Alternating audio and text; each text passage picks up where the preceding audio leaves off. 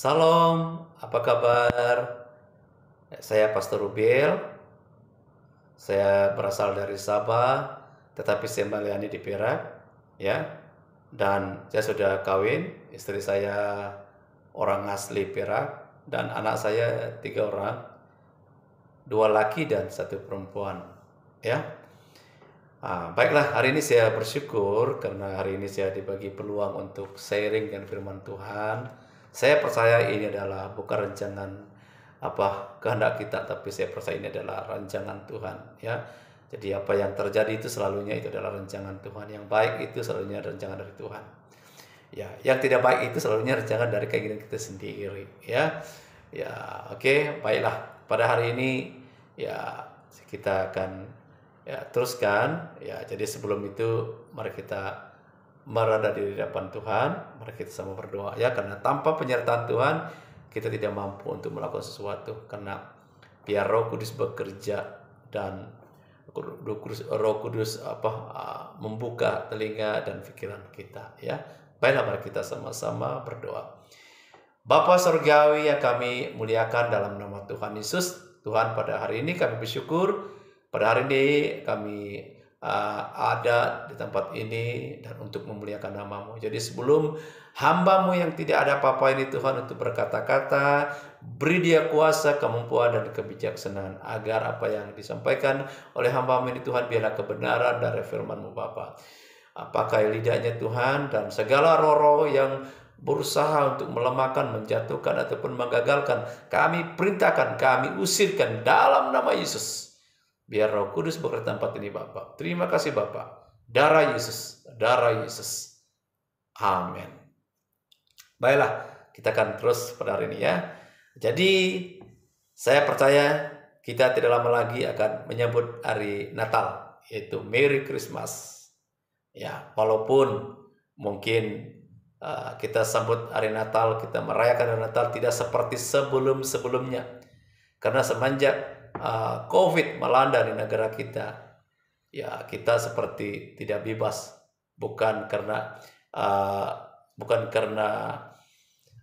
kerajaan melarangkan kita, tapi untuk kebaikan kita bersama. Dan saya percaya sudah dibuka, tetapi sekarang kita ikut SOP, ya, ikut SOP. Jadi apapun, walaupun sebutan kita menyebutkan hari Natal itu sederhana, tetapi yang penting, karena bukan yang banyak yang Tuhan nilaikan, tetapi yang Tuhan nilaikan adalah hati kita, sikap kita. Apakah sikap kita itu berkenan depan Tuhan? Kalau kita menyambut hari Natal tapi sikap kita Tuhan tidak berkenan, buang masa saja, ya, buang duit saja, ya. Tetapi kalau sikap kita itu Tuhan berkenan, walaupun sedikit, tetapi Tuhan melihat sangat besar. Haleluya, amin, ya. Ya, baiklah, saya harap kamu boleh tangkap maksud saya. Oke, baiklah, hari ini tema khotbah saya yang saya seringkan firman pada hari ini adalah sikap orang pilihan Allah. Sikap orang pilihan Allah. Apakah sikap yang Tuhan cari orang dunia ini? Apa itu? Ya, jadi pasti ada itu Tuhan cari. Kalau kita lihat dari 2 Tawari ayat 16 ayat 19 mengatakan, mata Tuhan itu menyelajah, maksudnya melihat yang mana dia berkenan. Ya, seperti waktu Nuh, pada zaman Nuh, pada semua orang pada masa itu, semua orang yang berdosa, melakukan dosa. Tetapi mata Tuhan dia melihat Nuh, wah luar biasa Nuh ini. Jadi dia dipilih membuat satu batra, dan dia buat satu batra, dan lalu Nuh juga memberitahu kepada orang-orang pada masa, tapi mereka tidak percaya. Bahkan mereka mengatakan Nuh ini orang yang gila. Ya, tetapi apa terjadi?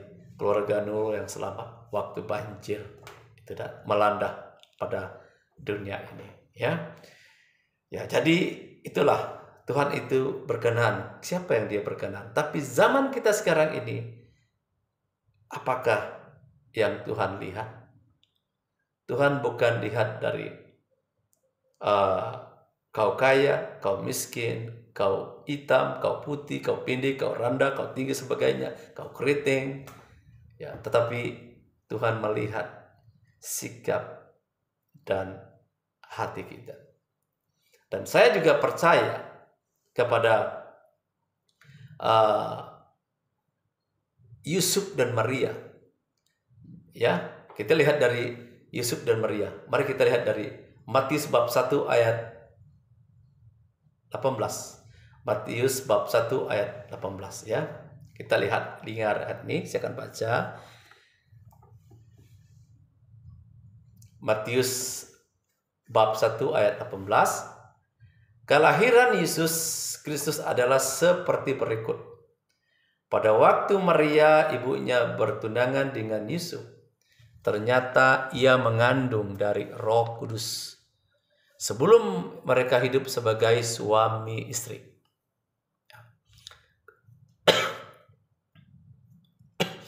Karena Yusuf suaminya seorang yang tulus hati dan tidak mau mencemarkan nama istrinya di muka umum, ia bermaksud menceraikannya dengan diam-diam.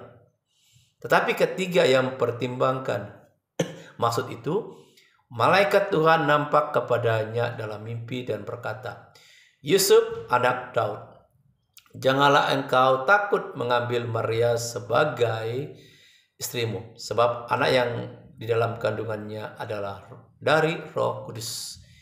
Ia akan melahirkan anak lelaki dan engkau akan menamakan dia Yesus.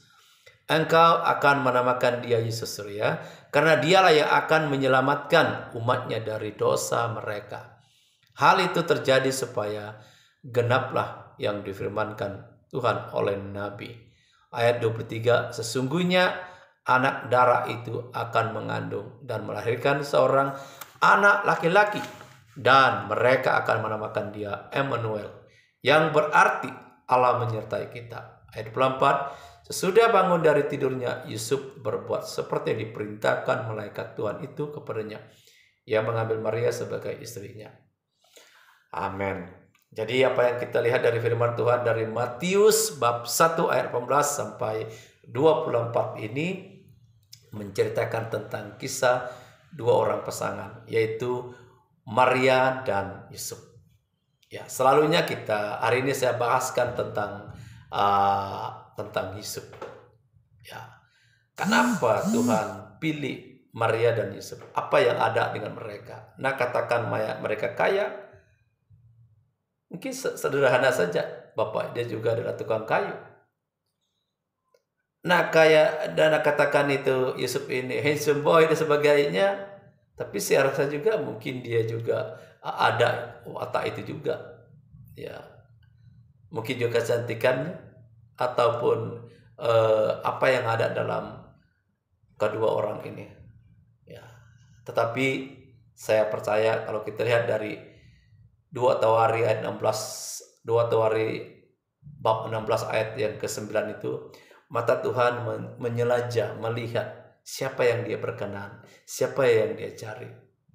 Dan pada waktu itu Tuhan juga cari, cari, dia sudah jumpa, yaitu Maria dan Yusuf ini menjadi ibu bapaknya.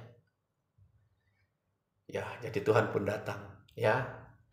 Jadi apa yang ada dalam sikap Yusuf? Kita belajar pada hari ini tentang sikap Yusuf. Ya. Jadi orang yang dipakai Tuhan adalah orang yang hatinya tulus. Dia ada tulus, seperti Yusuf itu tulus.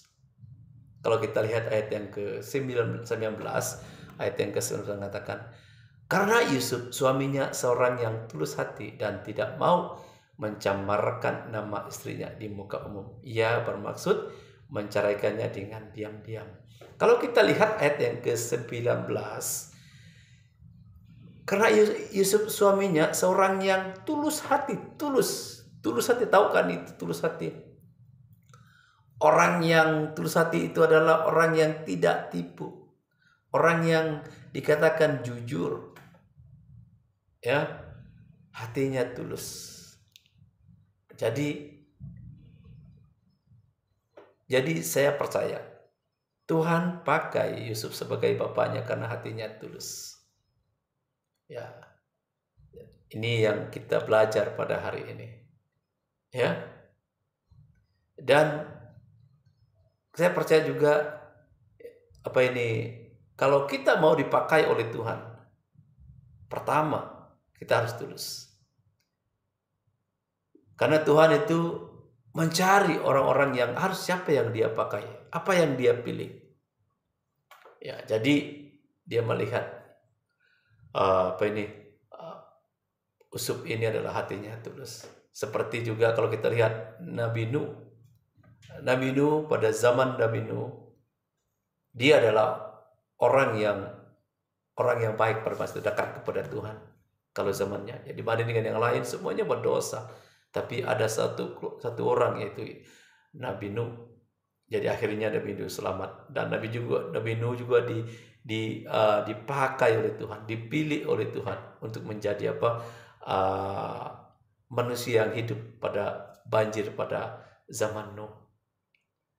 Dan kalau kita mau dipakai oleh Tuhan seperti Nuh, seperti Yusuf, walaupun kita tidak sama seperti Tuhan pakai Yusuf sebagai bapaknya, walaupun Tuhan tidak pakai kita seperti itu, tapi ada rancangan Tuhan yang lain lagi, yang lebih mulia lagi untuk dunia ini.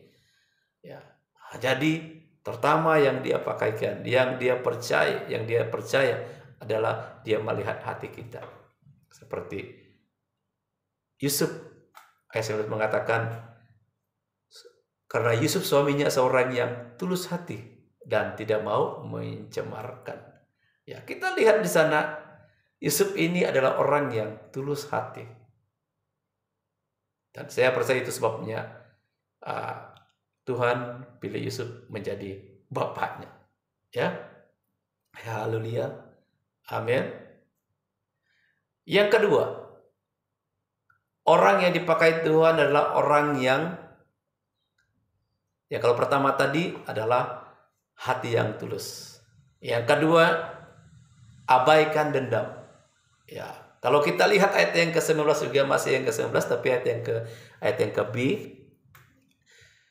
Ayat yang ke-B mengatakan, karena Yusuf suaminya seorang yang tulus hati dan tidak mau mencamarkan istrinya di muka umum. Dia tidak mau mencamarkan istrinya. Artinya dia abaikan dendam itu. Walaupun dia melihat Maria itu, dia mendengar, tiba-tiba dia dengar tunangnya mengandung. Dan dia juga sadar dia tidak melakukan sesuatu kepada Maria. Tapi tiba-tiba dia mengandung. Mesti pikiran manusia seperti, mesti ada laki lain ini. Saya percaya juga Yusuf pada masa itu sakit hati. Ya, karena orang yang dia percaya, orang yang dia kasihi, orang yang dia mau nak kawin, tiba-tiba mengandung. Macam mana perasaannya? Kalau kita di tempatnya, saya rasa juga kita pun mungkin sangat marah. Tetapi kita belajar kepada sana, Yusuf ini adalah seorang yang begitu abaikan dendam itu. Dia tidak lakukan bertindak dengan cara yang tidak baik, tapi dia abaikan. Dia dia tidak mau mencamarkan nama istrinya di muka umum. Ya, karena kalau dia camarkan nama buruk Maria, nama buruk Maria mungkin tidak baik, keluarganya juga tidak baik kalau dicamarkan. Mungkin kalau diberitahu kepada orang umum pada masa itu, tapi dia mau ceraikan dengan cara diam-diam karena dia tidak mau nama Maria buruk tidak baik di umum lah. Karena pada masa itu, kalau kita lihat pada masa itu, kalau zaman pada masa itu, kalau siapa yang didapati berzina, hukuman mati dengan cara dibaling dengan batu, dirajam dengan batu sampai mati. Kalau 10 orang yang ambil batu, besar macam ini karena kepala kita, boleh tahan itu. Tetapi Yusuf adalah orang yang tulus, orang yang tidak suka dendam, marah dan sebagainya, tapi dia ketepikan. Ini yang kita belajar di sini kepada Yusuf. Dia abaikan dendam. Karena saya percaya Yusuf sangat marah. Sebab sebelum mereka Maria pada masa itu, dia pernah tinggalkan di kota selama 3 bulan. Selama 3 bulan, lepas itu baru dia kembali. Dan dia mesti lihat selama mereka tidak keluar dari 3 bulan pergi ke tempat lain. Dia percaya, wah, mesti ada laki lain yang buat sesuatu kepada Maria. Dan itu pikirannya. Tetapi ini yang kita belajar kepada sikap Yusuf ini adalah dia abaikan dendam. Banyak orang Kristen sekarang bila ada masalah mulalah dendam, tidak mengampuni, tidak sebagainya. Tapi Yusuf ini diabaikan dendam, artinya dia mengampuni. Haleluya, amin. Inilah yang sangat luar biasa kepada sikap Yusuf ini. Ya, jadi saya harap kita, apapun masalah yang kita hadapi, kalau putus cinta ke abaikan. Dan jangan buruk-burukkan nama orang itu, tapi bawa dalam doa. Karena Tuhan mengatakan ampunilah dia, ya. Tapi Yusuf ini adalah orang yang begitu tidak suka berdendam, ya. Dia boleh lakukan sesuatu, tapi kalau kita baca tadi, karena Yusuf suaminya seorang yang tulus hati, dia tidak mau mencemarkan nama istrinya di muka umum. Ia bermaksud menceraikannya dengan diam-diam, diam-diam. Dia tidak bawa pergi ketua kampung, kalau orang kampung itu panggil ketua kampung dan sebagainya, dan juga ini dan sebagainya. Akhirnya, tapi dia buat dengan cara yang diam-diam. Karena pada masa itu, hukuman pada masa itu sangat berat kalau dapati berzina, ya, sangat berat. Oke, yang ketiga, apakah yang sikap orang pilihan Allah yang ketiga adalah membangun komunikasi dengan Allah. Ya, yang ketiga adalah membangun komunikasi dengan Allah. Itu artinya ayat 20. Coba kita lihat ayat yang ke-20. Ayat yang ke-20. Tetapi ketiga yang pertimbangkan maksud itu, malaikat Tuhan nampak kepadanya dalam mimpi dan berkata, "Yusuf, anak Daud, janganlah engkau takut mengambil Maria sebagai istrimu, sebagai anak yang di dalam kandungannya adalah dari Roh Kudus." Ayat ini berbicara tentang apa? Membangunkan komunikasi dengan Allah. Artinya, kalau kita lihat ayat ini, Alkitab berkata, Tuhan seringkali berulang kali memberitahu kepada Yusuf. Jadi artinya kita harus itu dekat kepada firman Tuhan, dekat dengan firman Tuhan, dengar firman Tuhan, ikut petunjuk firman Tuhan. Ya, seperti Yusuf ini, ya, waktu Yusuf ada masalah karena tunangnya mengandung pada masa itu, ya dia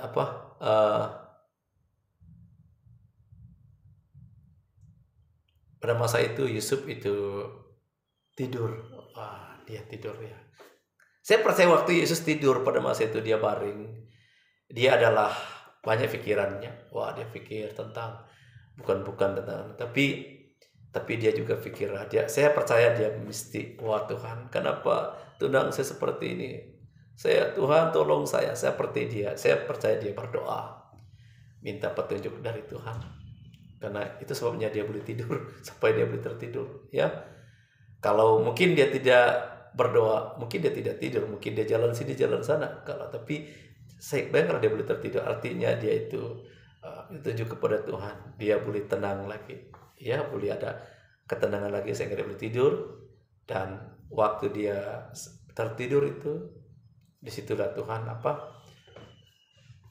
datang kepadanya dan beritahu tentang Yusuf, ya, jangan takut mengambil Maria sebagai istrimu, sebab Maria itu adalah kandungannya adalah dari Roh Kudus. Waktu dia tidur, malaikat Tuhan datang berbicara kepadanya. Dan waktu Yusuf dengar ini, dia itu gembira. Dan saya percaya inilah kita harus membangunkan komunikasi kita dengan Allah. Artinya kita mesti apapun masalah yang kita alami, kita mesti datang kepada Tuhan, berdoa, dengar firman Tuhan. Seperti Yusuf, Tuhan akan datang untuk menunjukkan jalan-jalannya, dan masalah akan selesai. Semuanya di sini masalahnya selesai. Ya, dia itu Tuhan kata, jangan takut kawin kepada Maria. Dia mengandung bukan perbuatan laki lain, tetapi Roh Allah masuk dalam rahimnya. Jadi setelah itu dia bangun, apa terjadi? Ya, yang keempat, apakah pilihan Tuhan? Apakah sikap yang Tuhan inginkan? Yang keempat adalah bertindak karena taat. Harus kita taat kepada Tuhan. Ayat 24 kita baca ayat yang ke-24. Sesudah bangun dari tidurnya, Yusuf berbuat seperti yang diperintahkan malaikat Tuhan itu kepadanya, mengambil Maria sebagai istrinya. Setelah dia sudah mendengar firman Tuhan, suara Tuhan, dan dia bertindak karena taat. Dia taat, dia bertindak. Dia tidak itu, betul, kayak ini apa tidak. Dia terus bangun, dia bertindak. Dan sudah dibangun dia tidur, dia lakukan apa diperintahkan oleh malaikat itu, dan terus mengambil Maria sebagai istrinya. Dia ambil Maria sebagai istrinya. Inilah sikap yang ada pada Yusuf, yaitu pertama tadi adalah hati yang tulus, yang kedua abaikan dendam, ya, yang ketiga membangun komunikasi dengan Allah, yang keempat bertindak karena taat. Yang keempat, ya. Jadi kalau kita lihat orang Israel, mereka dengar orang Israel waktu mereka keluar di Mesir, mereka berpusing-pusing di padang gurun selama 40 tahun. Padahal kalau ikut perjalanan mereka itu tak sampai 40 tahun, mungkin 4 hari boleh sampai di tanah perjanjian Allah itu. Tapi kenapa mereka pusing-pusing di padang gurun? Sebab mereka bersungut-sungut, mereka tidak taat kepada perintah Tuhan. Jadi dengar baik-baik. Kalau kita tidak taat kepada perintah Tuhan, apa yang Tuhan katakan, nanti kita seperti di padang gurun, keliling-keliling, pusing-pusing ya. Padahal cepat selesai masalah, tapi karena engkau selalu tidak taat kepada masalah, pusing-pusing. Haleluya. Harus kita datang kepada Tuhan. Saya seperti apa yang berlaku. Ada seorang ada terjadi dalam seseorang, ya, pada masanya, ya, dia ada masalah dalam keluarganya. Setelah dia ada masalah keluarganya, dia tidak cari Tuhan, tapi dia cari benda lain. Dia pergi minum dan sebagainya. Dia ingat masalahnya selesai. Rupanya semakin dia minum, semakin masalahnya tidak selesai. Ya, tapi setelah dia kembali kepada Tuhan, baru dia berketenangan. Itu sebabnya kita mesti, apapun masalah kita, serahkan kepada Tuhan. Seperti Yusuf, dia tahu Maria mengandung, dan dia mesti mungkin susah hati, tapi dia berdoa depan Tuhan, dan dia tenangkan pikirannya. Dia abaikan dendam itu. Apa terjadi? Roh Kudus berbicara kepadanya, malaikat itu, Maria, jangan takut. Yusuf, jangan takut mengawini Maria, karena Maria dia mengandung karena Roh Kudus. Yang keempat apa? Apakah yang sikap orang pilihan Allah, apa yang Tuhan cari dari sikap kita? Yang keempat adalah bertindak karena taat. Ya. Yang kelima, yang terakhir, menguasai diri. Yang ke-25, ayat 25, kita baca 25. Tetapi ia tidak bersetubuh dengan dia sampai melahirkan anaknya laki-laki, dan Yusuf menamakan dia Yesus. Di sini dia menguasai dirinya. Apa menguasai dirinya? Setelah dia kawin kepada istrinya, yaitu Maria, Dia tidak bersetubuh dengan dia sampai ia melahirkan. Artinya, sepatutnya kalau dia sudah kawin, dia boleh lakukan sesuatu karena istrinya, tetapi dia tidak lakukan sampai lahir anaknya Yesus. Secara paham saya ya. Jadi inilah, ya puji Tuhan, kita juga harus belajar menguasai diri kita. Kita juga harus belajar menguasai, mengontrol semuanya. Karena inilah yang Tuhan cari, sikap yang Tuhan cari. Kalau kita mau dipakaikan oleh Tuhan, adalah harus ada sikap ini, yaitu pertama, hati tulus, kedua, abaikan dendam, yang ketiga, membangunkan komunikasi dengan Allah, yang keempat, bertindak karena taat, yang kelima, menguasai diri. Haleluya, puji Tuhan. Jadi sampai di sini saja yang saya sharingkan. Semoga firman yang kita dengar pada hari ini agar memberkati kepada kita. Salam, selamat hari Natal. Tuhan memberkati.